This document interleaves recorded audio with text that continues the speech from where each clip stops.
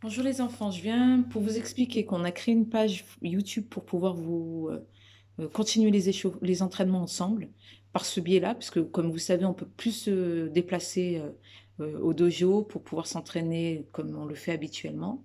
Donc on va garder un peu le rythme de karaté. Je vais vous permettre de reprendre les entraînements petit à petit. Donc le but, c'est de garder le lien entre nous. Deuxième but aussi, c'est de préparer les passages de ceinture. Alors, je ne sais pas si ça aura lieu au mois de juin ou bien à la rentrée, mais de toute façon, je mettrai en place un passage de ceinture parce que je sais qu'il y en a beaucoup qui attendent ce passage de ceinture pour évoluer. Mais elles ne seront pas offertes, ces ceintures. Donc, on va quand même travailler. Je vais vous demander un peu d'assiduité. Ça ne prend pas beaucoup de temps par semaine, moins de temps que quand vous veniez au dojo. Donc, il y aura 3 vidéos à peu près par semaine. Une petite vidéo d'échauffement. Donc, à chaque fois que vous allez faire un exercice, euh, les 2 autres vidéos, il faudra d'abord utiliser la vidéo d'échauffement. Vous savez très bien, la sécurité avant tout, on s'échauffe avant de travailler.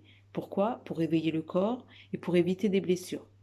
Deuxième vidéo, ce sera des vidéos de techniques de karaté, donc des techniques simples, mais comme je l'ai dit au gradé, c'est pas parce que c'est des techniques simples qu'il faut les oublier.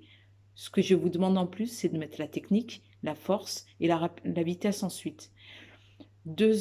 Troisième vidéo, ce sera des vidéos un peu dynamiques, comme on le fait au club, avec de la musique, une dizaine de minutes, donc un peu cardio. Plusieurs règles à respecter, comme quand on est dans le dojo. Ce que je vais vous demander, c'est qu'avant chaque entraînement technique karaté, va falloir mettre votre kimono. Pourquoi? Parce que je veux que vous mettiez la peau du karatéka. Je veux que quand vous commencez l'exercice, que vous soyez un karatéka, pas quelqu'un qui arrive en mode survêtement, touriste, et qui vient, bah tiens, je ne sais pas quoi faire. On met son kimono, on met sa ceinture, on fait le salut et on attaque l'entraînement. Euh, Deuxième consigne, deuxième règle, comme je vous l'ai dit, il faut être attentif, il faut être sérieux pour progresser. Je ne pourrais pas le faire à votre place. Donc c'est à vous de prendre en compte que le sérieux permet de progresser.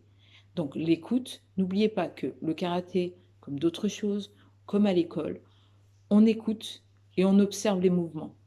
Les deux permettent de progresser.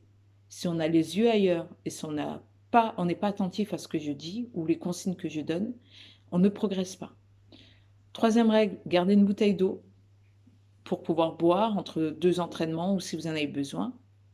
Et puis quatrième point, prenez du plaisir à apprendre, reprenez l'habitude du karaté, donnez-vous un rythme karaté. Et puis on se retrouvera en n'ayant pas oublié ces techniques. Et puis les techniques de karaté seront reprises pour le passage de ceinture. Donc à vous de jouer. Je vous donne toutes les informations. Euh, donc je rappelle, une vidéo pour les échauffements. Il y aura des vidéos avec échauffement 1, échauffement 2, échauffement 3, histoire de varier un peu les échauffements. Deuxième vidéo, une vidéo dynamique. Troisième vidéo, une vidéo technique de karaté. Je compte sur vous pour être très sérieux, même si on est à la maison. Les frères et sœurs peuvent y participer et les parents également, afin de leur montrer. Vous pouvez les corriger, ça va vous permettre de reprendre. Vous savez très bien que vous y arrivez mieux quand vous corrigez les autres. N'hésitez pas à utiliser un miroir pour pouvoir voir les positions et pour pouvoir vous corriger également. Donc maintenant, c'est à vous de jouer. Je compte sur vous. On lâche rien. On est des karatékas et on va au bout de ce qu'on fait. À tout de suite pour les prochaines vidéos.